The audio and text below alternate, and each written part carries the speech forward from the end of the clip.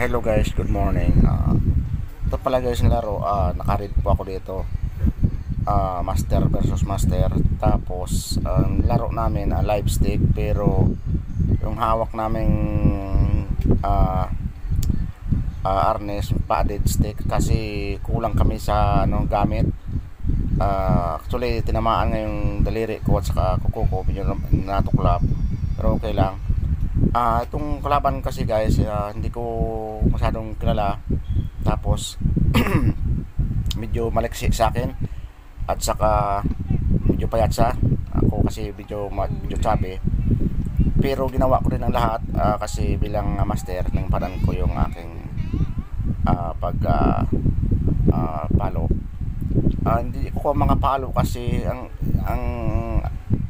ano dito, nahawakan niya yung arnes ko, tapos hindi po siya binibigyan na paglabag.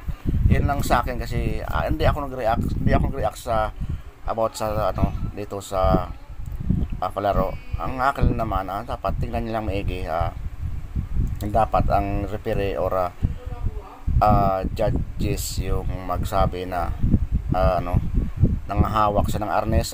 Minsan kasi hindi ko maiwasan i-push siya kasi ayaw kong dumikit eh. Gusto ko palo ng palo, ang kaso di ako makapalo kasi nahawakan yung siko ko, iniipit. Actually honest lang tayo dito. Ayan na po guys, pero ginawa ko pa rin lahat kasi gusto kong manalo bilang first timer na maglaro sa live stick. Pero mas sobra pala to sa mas maganda pa nga yung boxing dito kasi hingal ako dito. At isa pa, wala po akong training. Yun po ako nakapula. Pero grabe hingal dito kasi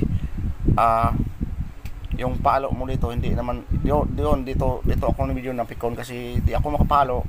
Hinahawakan yung siko ko, tapos nahawakan yung siko ko po, tapos hinahawakan yung arnes ko. Dapat umbis na yung kalaban ko bigyan nila paglabag, ako tuloy na ako nagbigyan ng violation nito paglabag. Pero ayos lang, kasi decision tayo, hindi tayo naman ganon ka pero ako pa rin dito ang nanalo. Siyempre yung landing ng arnes kasi, unang landing ng arnes, pagpalo mo una, dapat ilanding mo kagad sa ulo niya. Pero alam mo guys, ulo na yan, manipis lang yung foam. Ang sakit pala pag tinamaan ka dyan. Ngayon ko lang na experience.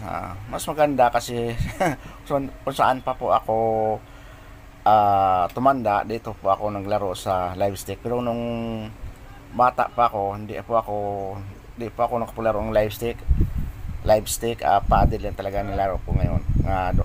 Noon bata pa ako. maganda kasi lahat ng grandmaster nandyan. Actually marami kaming master din na lumalaban, kaso hindi kami nagpang-abot. Hindi kami nagpang-abot championship kasi naglagan ako ng arnes noong naglaban kami ng aking senior din. Kasi championship, pag natalo ko siya at direct na kami sa championship. Kaso nanglagan akong lamis ng arnes, so sobrang pagod siguro kasi wala pa po tayong tulog. Buong gabi wala tayong tulog kasi busy kasi kami sa sa paggawa ng plaque or mga medals, kaya wala kami tulog. Wala akong tulog dyan. Akin na naman exercise saka through experience about sa larong live stick. Pagpasensyahan nyo lang guys yung aking sorry po, ang aking boses, nagbo-voice over lang po tayo dito, kasi medyo may sound kasi yung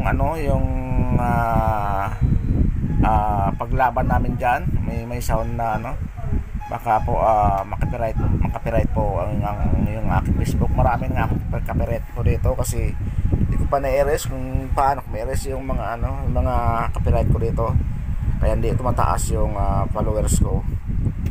Yun, sa lahat ng first timer namin ng tournament dito sa Luneta Rizal Park, sana naging masaya kayo, yung lahat ng master or mga student ko, lahat ng mga athlete. Sana naging masaya kayo kasi